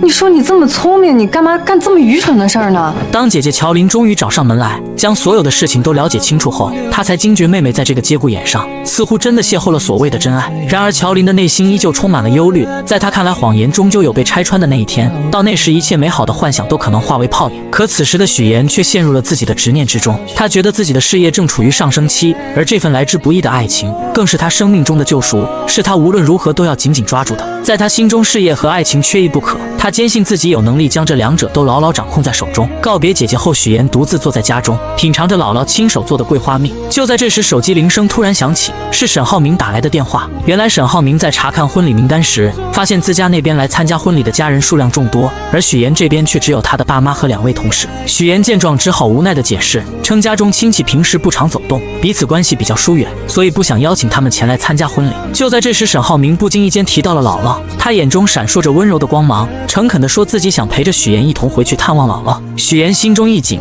他深知如果沈浩明一同前往，自己的谎言将会彻底暴露。于是他急中生智，以公司业务正处于关键时期，需要他亲自处理为由，巧妙地拦住了沈浩明。挂断电话后，许岩陷入了沉思，他绞尽脑汁地思索着该如何继续圆这个谎言。就在这时，母亲的电话打了进来。母亲在电话那头鼓起勇气说，自己毕竟是许岩的父母，无论如何都想要参加女儿的婚礼。然而没等母亲把话说完，许岩便心急如焚地挂断了电话。为了防止再次出现类似的意外，他迅速将电话备注中原本的妈改成了母亲的真实姓名。经历了这场电话风波后，许岩决定搭乘大巴车回到那个熟悉的姥姥家。当大巴车缓缓停下，高叔开着那辆三蹦子前来接他。坐在三蹦子上，许岩才真切地感觉到自己回到了家乡，回到了那个充满温暖和回忆的地方。三蹦子一路颠簸前行，终于停在了姥姥家的小院前。许岩迫不及待地走进院子，一眼就看到了正在忙碌的姥姥。姥姥正站在凳子上，小心翼翼地摘着桂花。许岩心中一酸，赶忙快步上前，轻轻扶着姥姥从凳子上下来。随后他挽起袖子，帮助姥姥采桂花。这不是今年嘛，雨水多，天又冷，我怕呀，这些桂花要是再不摘完的话，过了花期了，以后甜甜的桂花酱就做不了了呀。然而快乐的时间总是过得飞快，夜幕降临，许岩和姥姥坐在院子中的石凳上，吃着新鲜的水果，月光洒在他们身上，为这个宁静的夜晚增添了几分温馨。许岩犹豫了许久，终于鼓起勇气向姥姥说起了自己谈的那个男朋友，还提到自己打算下个月就结婚。姥姥听到这个消息，脸上立刻露出了开心的笑容，可许岩的脸上却没有丝毫的喜悦，他的眼神中透露出一丝复杂的情绪。随后他缓缓地说起了爸妈来到了荆州，还表示自己和他们之间根本没有多少感情，所以不想让他们来参加婚礼。姥姥心里有数了，我打电话把他们叫回来，不会让他们再去荆州了。姥姥看着自己一手带大的许岩，她原本打算把许岩的婚礼办得漂漂亮亮的，让所有人都看到她的幸福。然而许岩却委婉地说起路途太远了，不希望姥姥太折腾。可听到许岩这样说，她知道许岩有自己的难处，于是姥姥便说起自己不想去了，并让她以后带来结婚照片就行。那一夜对于许岩和姥姥来说都是一场揪心的夜晚。当许岩将剩下的水果放进冰箱时，意外地看到了冰箱中满满的都是姥姥亲手做的桂花蜜。那一瓶瓶桂花蜜仿佛是姥姥对她无声的爱。许岩再也忍不住了，泪水夺眶而出，顺着脸颊滑落。对姥姥的感情在这一刻终于彻底爆发，那些被他压抑在心底的思念和愧疚，如同决堤的洪水一般汹涌而出。我一定会接你到荆州去的，我一定会让你过上好日子。许岩自幼便在姥姥的悉心照料下长大，内心中对姥姥的情感也格外深厚。当他独自坐上返回荆州的大巴车，而他的思绪却不由自主地飘回到了那些与姥姥共度的珍贵时光。小时候每一次生日回到姥姥家，姥姥早早的就为他准准备了香甜的生日蛋糕，让年幼的许妍满心欢喜。也就是在那个时候，姥姥语重心长地对许妍说，一定要努力学习，将来考上好大学，离开这个偏远的地方，去见识更广阔的世界。姥姥的话语也成功照亮了许妍前行的道路。许妍没有辜负姥姥的期望，她凭借着自己的努力和坚持，成功考入了荆州传播大学新闻传播学院。当她收到录取通知书的那一刻，激动与喜悦涌上心头，她第一时间就想到了姥姥，想要与她分享这份来之不易的喜悦。为了让许妍能够在大学里过上美好的校园生活，姥姥毫不犹豫地拿出了自己的银行卡交给许妍。那一张小小的银行卡承载着姥姥无尽的爱与关怀。也就是从那一刻起，许妍暗暗下定决心，将来一定要让姥姥过上幸福美好的生活。在大学期间，许妍不仅在学业上刻苦钻研，还利用课余时间做各种兼职。她穿上厚重的玩偶服，穿梭在餐厅的各个角落，还凭借着自己的学识当起了家教老师。而她省吃俭用，将剩下的钱寄回去给姥姥，只为报答姥姥曾经的养育之恩。回到荆州后，许妍的生活又迎来了新的变化。刚与她见面的沈浩明满心欢喜地送给她一颗20克拉的大钻戒。此时的许妍心中五味杂陈，她深知自己曾经为了某些目的撒下了谎言，如今必须要靠自己的力量去弥补那些过失，去报答那些自己对不起的人。第二天，沈浩明来到公司，意外地见到了一个老朋友方磊。沈总好，我叫方雷，接下来为您汇报178号地的风险评估报告。方磊身着干练的职业装出现在沈浩明面前，随后他开始有条不紊地给沈浩明介绍对于本次竞拍土地的看法。他的见解独到而深刻，让沈浩明不禁对他刮目相看。下班之后，沈浩明特意找上了方磊，他心中充满了好奇，便问起方磊为何一声不响地回国并来到自己的公司。方磊嘴角微微上扬，打趣地回绝了这个问题。接着他拿出了一张曾经大学时期沈浩明送给自己的衣服照片。你大二的时候在皮划艇大学生联赛上赢得了这件奖品，我说喜欢，你二话不说就送给我了，我超级开心。然而他们二人的举动却被一旁的许妍看得一清二楚。许妍发信息告诉沈浩明自己已经到楼下了。接到信息的沈浩明下意识地向方磊展示起手中的戒指，语气坚定地说自己准备结婚了，还表示有机会会介绍给他认识。说完他便匆匆告别了这位老同学。但很快许妍和方磊便迎来了再次见面的机会。许妍打听到方磊在学做菜，便也来到了厨房之中。他装作不经意的样子，说起二人似乎在金达集团见过。方磊微微一愣，随即露出了礼貌的微笑。你好，我是许妍。你好，我是方磊，我是沈浩明的未婚妻。此时的方磊也说起了他们家与沈家是世交，很久以前就已经认识了。许妍听后心中暗自警惕，她将方磊当成了潜在的对手，表面上却亲切地称方磊为妹妹。这看似友好的称呼，实则是在向方磊宣示着自己的主权。随后许妍看着方磊做好的沙拉，她便上前请求品尝一块。吃完后，她热情地邀请方磊去吃饭。在饭桌上，两人之间的火药味十足。方磊看着细心照顾自己的许妍，便说起在留学的时候沈浩明对自己的照顾。他还提到以后在公司可能还要麻烦沈浩明。那你把工作做好，就不会麻烦他了，对不对？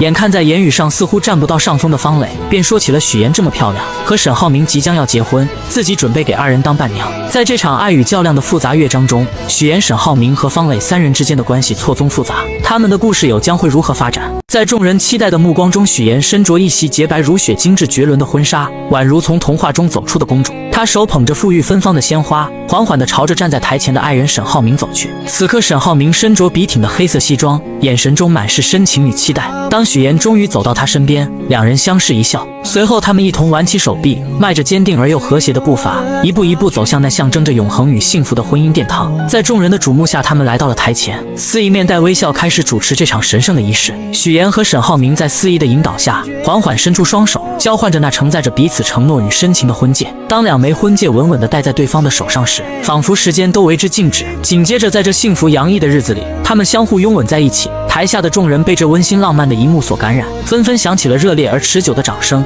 一同见证着这美好的瞬间，为他们的爱情送上最诚挚的祝福。然而，婚礼的热闹氛围还未完全消散，仪式结束后，众人便开始忙碌地招待剩下的宾客。就在这时，一个意想不到的人出现了，真正的外国大学老师许叔叔。许叔叔夫妻二人不经意间看到结婚照上的许妍，我怎么看着像佳佳的同学许妍？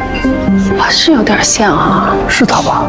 许叔叔随后来到许岩面前，许岩看到他的那一刻，内心犹如翻江倒海一般慌张起来。他最担心的事情似乎要发生了，他害怕许叔叔的前来会无情地揭穿他父母的真实身份。毕竟这场婚礼上他所呈现的父母形象都是精心伪造的。于是他强装镇定，试探性地问起许叔叔本次回国的原因。当得知许叔叔要多留在国内几天时，他的心瞬间提到了嗓子眼，仿佛一场暴风雨即将来临。就在他们交谈的时候，沈浩明恰巧来到了这里。在众人的热情邀请和一番介绍之下，许叔叔成功被邀请前去一同参加宴会。此时的许岩内心之中变得极度不安起来，就连在给宾客们敬酒的时候，他的眼光还是不断偷偷看向一旁的许叔叔，生怕他会突然说出什么不该说的话。然而怕什么来什么，就在这个时候，许叔叔竟然和贾父母之间碰面，并开始交谈起来。许先生，您在国外是从事建筑研究？哦，建筑行业，那您跟我的亲家是同行啊？是吗？这是双重缘分，双重缘分。许岩看到这一幕，只觉得脑袋嗡的一声，他感觉事情开始走向了一个极其危险的方向，自己精心编织的谎言即将被无情的戳穿。也就在这个时候，沈浩明看出了许岩似乎有心事一般，眼神中满是关切，他轻声让许岩前去照顾爸妈。许岩听到这话，急忙出现，巧妙地缓解了即将要露出马脚的谎言。随后为了彻底消除这个隐患，许岩灵机一动，提议让众人一起合一张照片。随后他示意贾母动手，自己则假装要去叫沈浩明匆匆离开。随着贾母故意推倒贾父的胳膊，红酒瞬间洒在了许叔叔的身上。许叔叔微微一愣，随即笑着说出自住在楼上，自己去换套衣服就行了。这场危机也终于暂时被缓解了。许岩长舒了一口气，但心中的不安却并未完全消散。另一边，沈浩明带着方磊向一众朋友们介绍，说这是他的妹妹，法律系毕业，如今还单身。方磊本就气质出众，再加上这番介绍，很快便吸引了很多人的注意，很多人纷纷主动加上他的微信。等到忙完一切的沈浩明回到房间中准备休息的时候，手机突然震动了一下，是一条方磊的信息。无边泳池间，你说喝醉的人是不是很容易淹死啊？随后沈浩明看着睡着的许岩，心中经过一番挣扎后，决定前去面见方磊。他本想着让醉酒的方磊尽快上岸，然而方磊却自顾自地说自己想要在这里醒酒，眼神中带着一丝倔强与落寞。就在沈浩明准备无奈离开的时候，你真的不怕我像我姐那样淹死吗？不要轻易说淹死这个词，对谁都不好。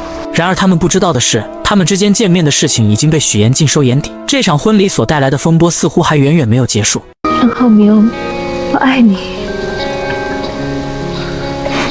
我已经结婚了，请你自重。让人始料未及的是，在沈浩明与许岩大婚当夜，方磊竟在这个特殊时刻向沈浩明毫无保留地表达出了自己的心意。不仅如此，方磊还对许岩冷嘲热讽起来，直言许岩刚见面时就刻意装作清纯的模样，在他眼中许岩俨然成了一个心机深沉的女子。当他追问沈浩明为何要与许岩结婚时，沈浩明面色微沉，并不想回应这个问题，随后便匆匆离开了这个充满火药味的地方，只留下方磊一人站在原地。第二天原本是沈浩明和许岩满心欢喜准备去国外度蜜月的日子，然而就在他们即将出发时，方磊竟然不期而至。情敌见面分外眼红，空气中瞬间弥漫起一股紧张的气息，二人又一次不可避免地吵了起来。你浩明哥还带你去过哪些地方？麻烦你都整理好发给我。但令人意外的是，这小插曲并没有给许岩带来过多的困扰。在异国他乡，他尽情地享受着这段美好的时光，与沈浩明一起漫步在浪漫的街头，欣赏着别样的风景，脸上洋溢着幸福的笑容。回来后，他们惊喜地发现方磊此刻也与上一次在婚礼上认识的男生走到了一起。看到这一幕，沈浩明和许岩相视一笑，仿佛之前的那些不愉快都已烟消云散。随后，沈浩明便准备和许岩一起回家看姥姥，他们的心中都充满了对姥姥的思念与期待。看到沈浩明和许岩相思夜想的姥姥，三人相见，内心的喜悦之情溢于言表。姥姥脸上洋溢着慈祥的笑容，热情地招呼着他们，随后便开始忙碌地准备为沈浩明做一顿丰盛的饭菜。然而就在沈浩明和姥姥谈起许岩家庭情况的时候，许岩突然带着结婚照出现在此，打断了他们之间的对话。许岩的眼神中带着一丝紧张与期待，他拉着沈浩明一起去将结婚照挂起来。等到晚上的时候，为了防止姥姥在不经意间说出一些不该说的话，许岩便打算和姥姥睡在一起。然而就在即将要睡觉的时候，姥姥缓缓开口说起了一件事。你爸爸前一段时间身体不太好，到医院去检查，检查报告出来了，说他肺上有肿瘤，虽然幸运的是肿瘤是良性的，但医生叮嘱以后不能再操劳了。第二天，姥姥刚出门就发现了已经早早起来的沈浩明，二人便决定一起前去买菜，一路上有说有笑。此时的沈浩明说起可以接姥姥前去荆州居住，这样能更好的照顾她。然而姥姥和大多数老年人一样，不愿意去大城市生活，她觉得乡下才是自己的根，有着熟悉的一切。随后姥姥说起许岩是从小跟着自己长大的，让沈浩明以后一定要照顾好许岩，眼神中满是嘱托与期待。另一边，许岩始终放心不下父亲的情况，他深知父亲独自生活的不易，于是便将一份信送到父亲门前。父亲打开信后，才发现里面是许岩的银行卡，里面的钱支并有密码乔林生日。然而回到荆州的许岩和沈浩明并没有闲着，二人一起来到了一处古色古香的四合院内，阳光透过树叶的缝隙洒在青石板上。就在许岩正在欣赏着四合院的时候，突然沈浩明说出了一件让他震惊不已的事情，原来这间四合院已经属于许岩了。沈浩明考虑到许岩想要成为新闻主持人，而这个职业必须要结交广泛的人脉，于是便精心策划，让许岩利用四合院去结交更多的人，为他的事业助力。随后来到房间中的沈浩明还贴心地为许岩量起了身高，动作轻柔而又充满爱意，仿佛这是为许岩弥补小时候缺失的经历，让他感受到被宠爱被呵护的温暖。在这个充满爱的家里，许岩和沈浩明的未来正如同这四合院中的阳光一般明亮而又充满希望，他们将携手共同书写属于他们的幸福篇章。谁也未曾料到，来到荆州后干起化妆品推销员的乔林，竟然意外地遇上了自己大学时期暗恋的同学于一鸣。刹那间，乔林心中涌起一阵惊喜。然而就在他刚要迈出步伐追上去的时候，舍友突然冒了出来将他拦住。我要试眼影。哦，原来舍友是来试用化妆品的。乔林心中虽有些无奈，但还是热情地接待起来。可谁能想到舍友这一试用，便耽搁了乔林大量时间，而且最终一个化妆品也没买。乔林无奈之下只好拿出规定，告知舍友一个人一周只能试用6次化妆品。没想到舍友不但不理解，反而声称之前没这个规定，还警告乔林小心自己投诉他。说完便匆匆离开了，留下乔林呆愣在原地。下班后，乔林拖着疲惫的身躯回到出租屋，刚进门就意外听到了舍友在打电话。你们别舍不得花，早上吃几个鸡蛋都算来算去，能几个钱呀？好，知道你能赚，但是自己要照顾好自己啊。从电话内容中，乔林得知舍友省下化妆品的钱是为了能让远在老家的父母过上好日子。这一刻，乔林心中五味杂陈，被舍友的孝心深深打动。他没有丝毫犹豫，拿出一堆化妆品送给了舍友。这些都是你试过的试用装，我带了点新的回来给你，以后你就自己在家画吧，别去柜台麻烦我了啊。你老去柜台麻烦我，我就净得伺候你了，我怎么赚钱呀？舍友收到化妆品后，或许也觉得过意不去，便搬来一箱牛奶作为感谢。这份朴实的情谊让出租屋里的氛围多了几分温暖。可命运似乎并未打算就此放过乔林。第二天在库房搬运物品时，意外突然降临，经理接了个电话的间隙，乔林的手臂不慎被上方掉落的货物砸到，钻心的疼痛袭来，但乔林咬着牙还想坚持继续工作。好心的经理见状赶忙劝说他去医院，于是在舍友的陪同下，二人匆匆赶往医院。来到医院后，乔林独自走进门诊室，医生一番熟练的操作后，成功将乔林的手臂复位，并给他戴上了手臂吊带。你还真是一点没变啊。就在这时，医生缓缓摘下了口罩，乔林定睛一看，竟是当天在商场遇到的暗恋同学于一鸣。一时间，乔林又惊又喜，心中泛起层层涟漪。于一鸣关切地询问起乔林家人的情况，得知乔林的家人都在老家，只有许岩还在荆州。原来于一鸣曾向许岩表白却被拒绝，此次见到乔林，便想通过他再次见到许岩，于是提议让许岩来医院接乔林。不久后，许岩匆匆赶到医院，看到受伤的乔林，他急忙询问情况，得知并无大碍后，便与这位曾经的老同学于一鸣聊了起来。于一鸣看着眼前曾经的白月光许岩，心中满是感慨。二人开始深入了解彼此的现状。交谈间，于一鸣注意到许岩手上那枚耀眼的20克拉大钻戒。你结婚了？上个月。瞬间明白二人之间已再无可能，心中不禁涌起一丝失落。随后他默默返回了自己的科室。然而此时的乔林却已被于一鸣深深吸引，目光始终追随着他的背影。随后许岩带着乔林回到那间狭小且简陋的出租屋，看着屋内仅有一个卫生间，家具也不齐全的环境，并且他看出乔林铁了心要留在荆州打拼，便决定帮他改善居住条件，同时也为了减少自己日后的麻烦。当天晚上，搬家人员便上门准备将乔林的东西搬到对面的房子里。乔林本想拒绝，他觉得这样太麻烦许岩了。许岩见状便提起小时候乔林对自己的帮助，这份情谊许岩从未忘记。就在乔林依旧有些犹豫时，许岩说出了一个让他无法抗拒的理由。我忘记告诉你，新家公寓邻居是于一鸣，不要搬了，几位大哥。搬得搬。那个对不起啊，刚刚那个我帮你们搭包场。乔林，啊。你手不方便，给你买个早餐。许妍一心盼着姐姐乔琳能过上好日子，她不仅精心安排让于一鸣成了乔琳的邻居，还特意拜托于一鸣在生活上多多照顾姐姐。对，一会儿我把食堂菜单发给你，中午想吃什么你就告诉我。走了，拜拜。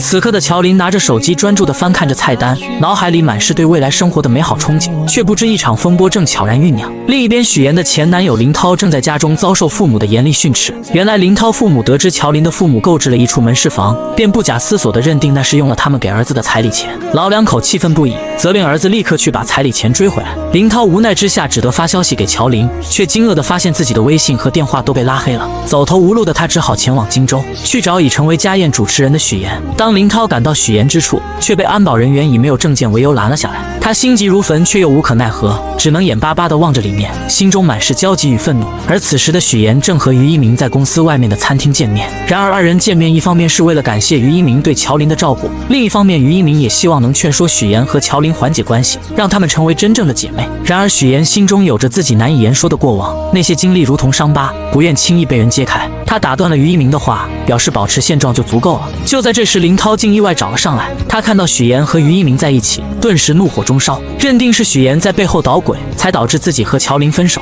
许妍见状，急忙起身准备出去和林涛好好解释，可林涛情绪激动，一把将他推倒在地。恰在此时，许妍突然瞥见之前刁难自己的同事出现在餐厅外面，他深知自己目前的身份不宜暴露，情急之下便对林涛说可以带他去见乔琳。林涛信以为真，二人匆匆离开了餐厅。等那位同事来到餐厅时，于一鸣并未提及刚才发生的事情，表示刚刚二人只是撞在一起，没什么事情。随后许妍带着林涛来到一个相对安静的地方，将事情的来龙去脉一五一十地说给林涛听。可林涛却固执地认为分手是别人的错，始终不肯面对现实。许妍见状，严肃地告诉他，二人已经分手，没有任何关系了，不允许他再去干涉乔琳的生活。为了彻底解决此事，许妍还提出自己可以把彩礼钱全还给他。然而林涛却依旧不依不饶，眼看没办法从许妍这里得到满意的结果，竟准备去许妍的公司耍无赖。哎，这准是彩礼的事儿吗？我要的是人。我不知道。不说是吧？那我就天天来，我上你们单位去要人，上你婆家去要人。你不是嫁得挺好吗？我让他们了解一下，你到底在外边干了些什么见不得人的事儿。许妍看着眼前这个如此不讲道理的人，心中满是厌恶，压根不想再与他纠缠。随便你。直接转身离开了。第二天，许妍来到乔琳家中，把昨天发生的事情一五一十地告诉了姐姐。为了平息这场矛盾，也为了防止自己身份暴露引发更多麻烦，许妍决定还给他们家彩礼钱。她心想，只要把钱还了，或许一切就能恢复平静。乔琳听后，心中虽有些复杂，但也明白许妍的苦心，便同意了她的决定。解决完事情后，许妍便匆匆离开了。她不想再因为这件事而节外生枝，但他们不知道的是，这场风波并未就此平息。沈浩明得知此事后，立刻吩咐下属去处理这件事情。果然，第二天林涛不仅接到了爹妈的电话，甚至银行的行长也通知他回去。原来沈浩明的下属找到了相关方面，施加了压力。你跟我说实话，你跟周航什么关系？没关系啊，没关系。他会单独问你的情况。等到这场闹剧终于暂时画上了句号，许妍经过这一番折腾，心中感慨万千。她看着身边一直默默支持自己的沈浩明，心中满是温暖与安心。经历了这么多风风雨雨，她越发珍惜和沈浩明在一起的时光，二人也继续过上了他们甜蜜而美好的生活。别吞吞吐吐，说。黄总说你是太子爷。令人始料未及的是，沈浩明志在必得的18号地项目竟横生波折。对方公司黄总听闻沈浩明是太子爷，并不想与他过快的签订合同。沈浩明面对这突如其来的状况，虽心中恼怒，却也无可奈何。无奈之下，他只能暂时按照原计划继续推进相关工作。回到家中，妈妈看着沈浩明疲惫又烦闷的神情，心疼不已，便劝说他刚进公司，很多事情处理起来难免棘手，有些难题还是先让你爸爸去解决为好。毕竟面对新人，合作时难免会有所顾虑。沈浩明听着妈妈的话，心中五味杂陈。他知道妈妈是为他好，但自己内心的那股倔强和想要证明自己的决心，让他一时难以接受这样的安排。就在这个时候，许妍敏锐地察觉到了沈浩明此刻的烦闷与苦恼，他看在眼里，疼在心里，决定要为沈浩明做些什么。到了晚上，许妍轻轻拉着沈浩明的手，二人一同来到了泳池旁边的台阶旁。许妍从女佣那里打听到，台阶上有一处沈浩明小时候做的石雕。原来小时候这处台阶缺失了一角，父亲本想着找人修补，却被年幼的沈浩明拦了下来。沈浩明凭借着自己稚嫩却充满创意的想法，亲手制作出了这个石雕。此刻在柔和的月光下，许岩看着石雕上面有一只小熊和一扇窗户，他意识到这只小熊就如同小时候的沈浩明，躲在房间中。虽然内心可能充满了孤单与无助，但他却总是把所有的不开心都深埋在心底，只展现出开心快乐的一面给外人看。所以我就给他按了一盏小灯，希望可以驱赶走那些不开心的阴霾，不再这么孤单。也就在这个时候，许岩希望沈浩明能明白，真正的伴侣不仅能看到他的光芒，更能与他一同分担生活中的风雨。终于，浩明被许岩的真诚和温暖所打动，那道一直紧闭的内心防线渐渐有了松动的迹象。他轻轻将许岩拥入怀中，二人在这静谧的夜晚紧紧相依。为了帮助沈浩明解决18号地项目的难题，许岩开始四处奔走，积极打听对方公司黄总的消息。经过一番不懈的努力和多方打听，他终于得知黄总为人十分古怪。原来黄总的老婆曾经身患重病，黄总不顾一切地放下所有的工作和生活，全心全意地陪着老婆四处看病。然而尽管他付出了所有的努力，倾尽了所有的心血，最终还是没能保住老婆的生命。这件事对黄总的打击极大，将他原本平静的生活彻底打乱。此后他的许多行为都变得十分奇怪。如今他在世上唯一的亲人，就只剩下在养老院的岳母于淑芬。于是一个计划在许岩的脑海中逐渐成型。第二天，许岩以捐款的名义精心准备后，成功来到了养老院。在与工作人员一番客套的交流后，他便怀着忐忑又期待的心情，准备前去见于淑芬。当他终于见到于淑芬时，却发现老人已经患上了阿尔茨海默症，且处于中晚期，状态十分不好。老人的眼神迷茫而空洞，不仅拿着扫把到处击打，嘴里还念念有词，又用手里的泥巴捏成素丸子。也就在这个时候，许岩想起了姥姥做的素丸子，那熟悉的味道和温暖的场景，如同电影般在他的脑海中不断回放。晚上回到家，许岩便和姥姥开始打视频电话，让姥姥指导自己做丸子。第二天，许岩再次去拜访于淑芬，他先是从包里拿出精心准备的美味桂花蛋糕，随后许岩想起之前了解到的信息，说起他和自己的姥姥都是支援边疆建设的第一批援疆人，他们有着相似的经历和回忆。果然，这一番话语让于淑芬暂时稳定了下来。然而就在许岩准备喂她吃蛋糕的时候，老人突然又一次失去了记忆，他眼神变得迷茫而警惕，认为许岩是小偷，不仅将蛋糕弄在许岩的身上，还紧张地拿出自己的泥巴丸子开始查看。眼看自己的泥巴丸子没缺少后，许岩便拿出自己亲手制作的素丸子。当于淑芬看到这熟悉的素丸子时，眼神中闪过一丝惊喜和熟悉，她的病情似乎在这一刻缓解了很多。在许岩温柔的安慰下，于淑芬开始吃起了蛋糕。许岩知道自己的这个计划或许能为解决18号地项目的难题带来一丝转机，而他与沈浩明之间的感情也在这共同的经历中变得更加深厚和坚定。许岩始终怀着满满的耐心与爱心，一次又一次地来到养老院陪伴于淑芬。他知道，对于患有阿尔茨海默症的老人而言，陪伴与关怀是治疗病情的良药。许岩日复一日来到养老院，陪于淑芬坐在电视机前，和他一起看着那些充满生活气息的电视节目。锻炼时间到了，许岩会和于淑芬一起做操。到了吃药的时间，许岩更是格外用心，想方设法看着老人把药吃下去。终于在许岩日复一日的悉心照料下，奇迹终于出现了。于淑芬的病情有了明显的好转，她那原本混沌的眼神中渐渐有了清晰的光彩，甚至还能清晰地认出这个一直陪伴在她身边的女孩。您刚才叫我什么？这就许岩。您记得我名字了？哦，我一直记着你的名字呀。于淑芬病情的好转，自然也引起了黄总的注意。黄总平时工作繁忙，很少有时间来看望岳母，但每次来都能看到许岩在这里无微不至地照顾着老人。他看着许岩耐心地为岳母做出的这些事情，心中涌起一股深深的感动。他意识到这个女孩是多么的伟大，于是黄总开始多方打听许岩的身份。经过一番努力，他终于得知，原来这个一直默默照顾自己岳母的女孩，竟然是沈浩明的妻子。随后，黄总约上了沈浩明。这段时间，你爱人许岩经常去照顾我岳母，我岳母的病情也得到了缓解，状态也比之前好了许多。难道你不知道？他没有跟我说过。这次见面，黄总表面上说是想和沈浩明一起打球娱乐一下，然而随着交流的深入，话题逐渐转到了工作上。沈浩明敏锐地察觉到这是一个难得的机会，他开始有条理地分析起黄总公司目前面临的问题。他指出，如今黄总的公司正面临着明远集团的激烈竞争，在市场上处于十分被动的局面，而只有2家公司展开合作，才能整合资源，发挥各自的优势，完美解决当前面临的问题，让黄总的公司顺利进入核心的竞争圈，在激烈的市场竞争中占据一席之地。打完球一起吃个饭，到时候详聊。然而就在沈浩明和黄总为了合作事宜积极沟通的时候，一场意想不到的风波正悄然袭来。和许岩处处作对的孙思维对许岩充满了嫉妒和敌意。这天，他从同事这里突然看到一则新闻，新闻上报道了一名女子利用假身份，请演员先后和3个男人举办婚礼，从中骗取了巨额彩礼。这则新闻瞬间吸引了孙思维的注意力。就在他仔细看新闻图片的时候，突然觉得图片上的演员有些眼熟，他的脑海中立刻浮现出之前不久许岩结婚的场景。当时许岩在整个公司只邀请了主任和一位闺蜜参加婚礼，这让孙思维一直心存疑虑。此刻这个念头如同野草一般在他心中疯长起来。于是孙思维来到主任的办公室，他手里拿着一盒茶叶，脸上堆满了虚伪的笑容，说是来给主任送茶叶的，实际上想要得到主任手机中的照片。他装作不经意地和主任聊起天，然后表示自己想要看看许岩婚礼的布置，说是想为自己以后结婚做打算。主任没有多想，便把手机递给了他。孙思维接过手机，装作认真查看的样子，实际上却在悄悄地将照片传到自己手机上。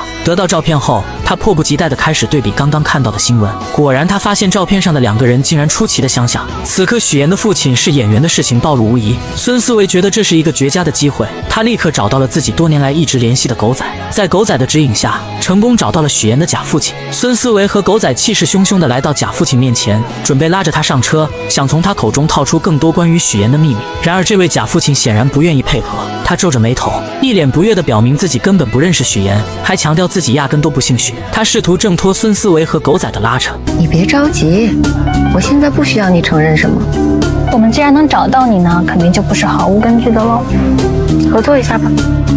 自从许岩假父亲的身份被死对头孙思维知晓后，公司里的氛围便悄然发生了变化。第2天，孙思维一踏入公司，那阴阳怪气的姿态便展露无遗。他刻意找到许岩，说起听闻许岩打算报名财经主持人，他也决定要参与其中，并且不屑于使用那些常规稿子，打算凭借样片将许岩彻底击败。许岩听着孙思维这番夹枪带棒的话语，心中虽有波澜，但并未过多表露。终于选拔的日子来临，许岩身着简约而得体的职业装，步伐坚定地走上舞台。他站在聚光灯下，眼神中透露出自信与从容，凭借着扎实的专业知识和出色的主持能力，成功让在场的评委全都折服了。明眼人都能看出，此次财经主持人的位置非许岩莫属。众人看着许岩在舞台上的精彩表现，都觉得胜利已然属于他。同时有人开始讨论着等结束后要提前开启庆功宴。然而就在这个看似圆满的时刻，主任和孙思维匆匆赶到了这里。孙思维的脸上带着一丝不易察觉的狡黠，他向主任示意后，主任说到新闻样片那边人手不足，希望许岩能够前去帮忙。许岩一听，心中顿时涌起一股不情愿，